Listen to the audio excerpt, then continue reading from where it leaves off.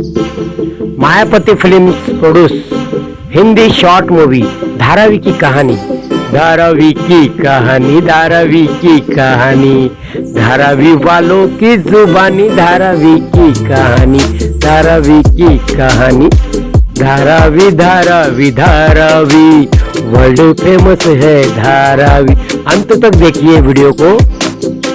जी हाँ, मैं हूँ धारावी का नेता, अभिनेता, एक्टर, डायरेक्टर श्री श्री बाबूराव जी लाड़ साहब। वैसे तो मेरा नाम है नारायण पुंडलिक लाड़। जी हाँ, मेरा रियल नेम है नारायण पुंडलिक लाड़, लेकिन प्यार से लोग मुझे बाबू कहते थे। बाबू का बाबूराव हो गया।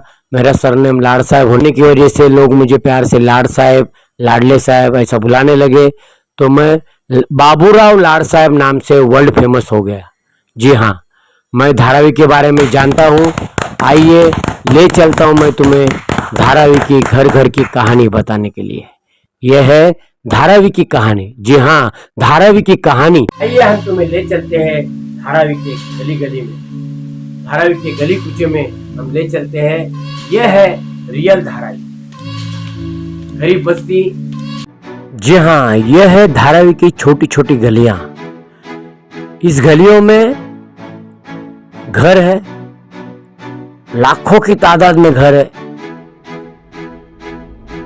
पहले झुग्गी झोपड़ियां हुआ करती थी, अभी थोड़ा सा पक्का मकान बना हुआ है। लेकिन फिर भी अगर इन गलियों में अगर अंगार लग जाती है तो फायर ब्रिगेड की गाड़ी, जी हाँ, फायर ब्रिगेड की, अग्निशमन दल की गाड़ियां अंदर तक नहीं आ सकती है। देखिए कितनी संकरी गलियां हैं, कैसे आएंगे और कैसे आग बुझाएंगे। फिर भी लाखों की तादाद में लोग यहाँ रहते हैं और अपना जीवन गुजारते हैं। अभी गौतम अडानी जी धारावी का विकास करने वाले हैं, तो सभी नागरिकों का, धारावी के सभी रहवासियों का यही ख्वाहिश है उनकी, सभी रहवासियों की, कि हमारा घर है, हमारी झोपड़ी है, हमारे 2023 में हम रहते हैं, हमें घर मिलना ही चाहिए, यही हमारा हक है। गरीब बस्ती, और इस गरीब बस्ती को सुधारने का एक सपना देखा था राजीव जी गांधी ने, पहले के प्रधानमंत्री ने। जी हाँ, उन्होंने गरीबों के आंसू देखे, खुद वो यहाँ पे आए थे, तभी वो कुछ नहीं थे, प्रधानमंत्री भी नहीं थे, सिर्फ इंदिरा गांधी जी का बेटा है करके हम उनके पीछे भागते थे, दौड़ते थे। हमारे पीछे गली गली में हम लोग उनको गली गली दिखाते घूमते थे। वो याद मुझे बहुत ही अच्छी तरह याद है। और धारावी की गरीबी और भूखमरी देखने के बाद उनके आंखों से जो आंसू निकले, दिल्ली में जाने के बाद अगर मैं कभी अच्छा प्रधानमंत्री बना तो मैं 100 करोड़ रुपए धारावी वालों के लिए भेजूंगा। और उन्होंने अपना वादा निभाया था। उन्होंने धारावी के विकास के लिए 100 करोड़ रुपए भेजे थे, उस जमाने के 100 करोड़। जी हाँ, 40 साल पहले के 100 करोड़ रुपया भेजे थे। लेकिन कांग्रेस के ही अध्यक्ष गुरुदास कामत जी ने कहा ये पैसे आए हैं तो सिर्फ धारावी के लिए नहीं आए, मुंबई में अनेक झोपड़पट्टी है, मुंबई में हर जगह गरीबी है, तो ये पैसे तस्लीम किए जाएंगे, अलग अलग जगह पे बांटे जाएंगे। बांट दिया। हमारे धारावी के हिस्से में जो भी आए 20-30 करोड़ रुपया, उसमें सिर्फ गटर लाइन बनी, सीवरेज लाइन बनी। चलो उतना ही सही, कम से कम हमारे 1 नंबर और 2 नंबर का बंदोबस्त तो हुआ। यहाँ के एमएलए एकनाथराव गायकवाड़ ने हमारी मुसीबतों को जाना। हमारी माँ बहनें खुले में संडास शौचालय करती थी, हम लोग भी खुले में शौचालय करते थे। क्या मर्द क्या औरत, हर जगह खुले में बैठ के हम लोग शौचालय करते थे, गंदगी फैलाते थे। तो हमारी इस कमजोरी को, इस मजबूरी को गायकवाड़ साहब ने जाना, पहचाना और 16,000 से ज्यादा संडास हर गली गली में संडास बना के हमारे दिलों को जीता, जिसकी वजह से हम उनको 5 बार जिता चुके हैं। एमएलए बना चुके हैं, उनके बेटी को 3 बार हैट्रिक लगाई है, 3 बार हम उनको जिता चुके हैं। हम किसी ने किया हुआ एहसान कभी नहीं भूलते। हम धारावी वाले ऐसे ही है, हमारे खून में एहसान को मानना, एहसान को पहचाना, जिसने एहसान किया उसको याद रखना, यह हमारे खून में रचा बसा है। एहसान करने वाले को हम कभी नहीं भूलते। आज वो इस दुनिया में नहीं है, फिर भी हम उन्हें याद करते हैं। माननीय श्री एकनाथ राव जी गायकवाड़ साहब को हमेशा हमेशा याद करते रहेंगे। उन्होंने बहुत सारे बिल्डिंगे बनाए। देखिए, गौतम अदानी जी विकास करने वाले हैं, लेकिन इसके पहले क्या क्या विकास हो गया देखिए। बिल्डिंगे धारावी में सबसे ज्यादा बिल्डिंगे बनी हुई है। यह है धारावी का मशहूर खंबादेव मंदिर। जी हाँ, इस मंदिर की विशेषता यह है कि इनके ऊपर कलश नहीं है। कभी भी कलश के बिना मंदिर नहीं होता, लेकिन ये वर्ल्ड फेमस मंदिर ऐसा मंदिर है कि इनके ऊपर कलश नहीं है। आजू बाजू में बिल्डिंगें दिख रही है, ये धारावी के विकास की निशानी है। धारावी के विकास की निशानियां दिखाने के लिए धारावी के बहुत सारे मंदिरें हम और बिल्डिंगें हम लोग दिखाने। देखिए धारावी की बिल्डिंगें, धारावी की विकास एकनाथ राव गायकवाड़ जी के टाइम में किया गया है। और बीच में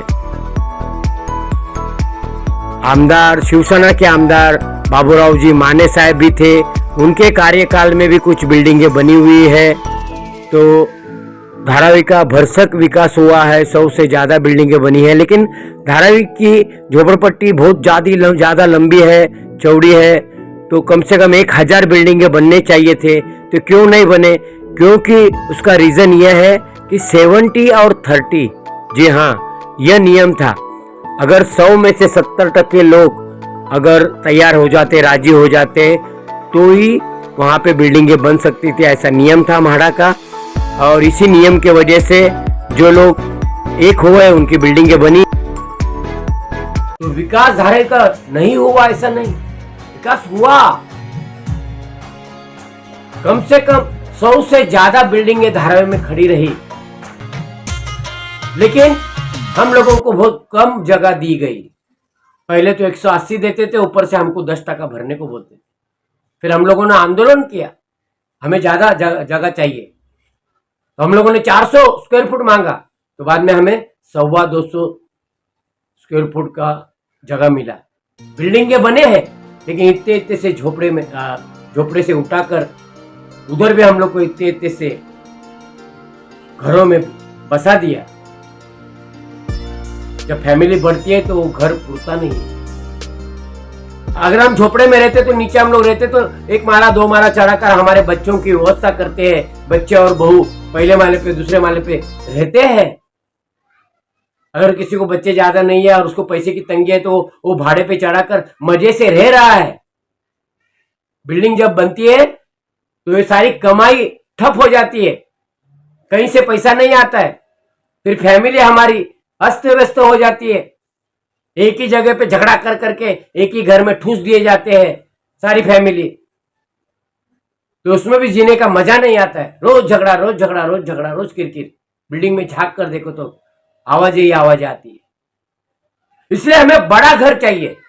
500 स्क्वायर फुट का तो कम से कम मिनिमम घर चाहिए, वो भी कारपेट एरिया चाहिए, क्योंकि आपको लाखों करोड़ों अरबों रुपए का फायदा होने वाला है। उस अरबों खरबों रुपए में हमें भी हमारा हिस्सा चाहिए, और ये हमारा हक है। आप कोई उपकार नहीं कर रहे हो, आप हमें हमारा हक दोगे, 500 स्क्वायर फुट का घर दोगे, और उसमें भी 100 स्क्वायर फुट के 3 या 4 रूम हमें बना कर दीजिए। अगर 4 दिया तो उधर ही 400 हो गया, बचे हुए 100 में संडास बाथरूम बनाइए, किचन रूम बनाइए।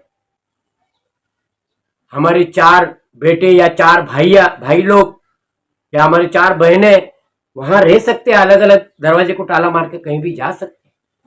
अगर किसी को पैसे की तंगी आ गई तो हम उसमें से 1 या 2 घर या 3 घर या सारे घर भाड़े पे दे सकते हैं। बिल्डिंग में जो घर मिलेगा उसको किराए पे देके हम लोग का गुजर बसर हो सकता है, नहीं तो बुढ़ापे में हम लोग मेंटेनेंस कैसे भरेंगे? बिल्डिंग का मेंटेनेंस भरना हमारे लिए मुश्किल हो जाएगा। बड़ी बड़ी बिल्डिंग बनेगी, 23 माला 25 माला 30 माले की बिल्डिंग बनेगी, तो मेंटेनेंस खर्चा 5-5 10-10 हजार रुपया खर्चा आएगा, कहां से भरेंगे? इसलिए हम विनती करते हैं, जो भी हमारा विकास कर रहा है उस विकासक को हम ये कहते हैं कि कारपस फंड के नाम पे 20-20 लाख रुपया हर झोपड़पट्टी वाले के पीछे डालना है। जी हाँ, उनका झोपड़ा ले रहे हैं, उनकी जगह ले रहे हैं, उनकी जगह पे आप घर बना रहे हैं, तो उनके हर जगह पे कारपस फंड 20 लाख रुपया आप भरिए। उसके जो ब्याज आएंगे उस ब्याज से हम लोग भविष्य का मेंटेनेंस भरेंगे। आज मेरी उम्र 60 साल के ऊपर है, सीनियर सिटीजन हूं मैं, कल मैं मेंटेनेंस कैसे भर सकता हूं? कहां से भर सकता हूं? हर बार हमारे बच्चों के आगे हाथ फैलाना पड़ेगा, गिड़गिड़ाना पड़ेगा कि भाई मेंटेनेंस का खर्चा दो। कोई बच्चे लोग देंगे, कोई बच्चे लोग नहीं देंगे, माँ बाप का पैसा नहीं भरेंगे, तो हम लोग क्या करेंगे? इसीलिए हम हाथ जोड़ के विनती करते हैं कि विकास करने से पहले इस बात पे राजी हो जाओ कि आप हमें हर झोपड़पट्टी वाले के पीछे, हर आदमी के पीछे नहीं, हर झोपड़े के पीछे 20 लाख रुपया कारपस फंड आप डालेंगे और बैंक में पड़ा रहेगा। हमें निकालने का परमिशन नहीं चाहिए, हम नहीं निकालेंगे। उसके जो ब्याज आएगा उस ब्याज से हम लोग हमारा भाड़ा भरते रहेंगे। मेंटेनेंस का जो चार्ज आता है, भाड़ा आता है, वो हम भरेंगे। तो जीरो मेंटेनेंस पे सब कुछ होगा। वर्ल्ड फेमस उद्योगपति श्री श्री गौतम अदानी जी से हम यह हम्बल रिक्वेस्ट करते हैं धारे वालों जी की तरफ से कि हमें विस्थापित ना किया जाए, हमारी मांगों को पूरा किया जाए। हमारी शर्तें और हमारी मांगे अगर आप पूरी करते हैं तो हमारी 7 पुश्तें आपको जिंदगी भर याद करते रहेगी और दिल से कहेगी अदानी जिंदाबाद। अयो शांति रखिए, शांति रखिए। बाबूराव लाड साहब जी हाँ, वर्ल्ड फेमस नेता अभिनेता बाबूराव लाड साहब जी का बहुत सारा भाषण अभी बाकी है। आप अलग अलग एपिसोड में उनका भाषण सुनते रहो, देखते रहो। ये पार्ट नंबर 6 धारावाहिक की कहानी आपने आखिर तक देखा, इसलिए आपका बहुत बहुत शुक्रिया। Thank you.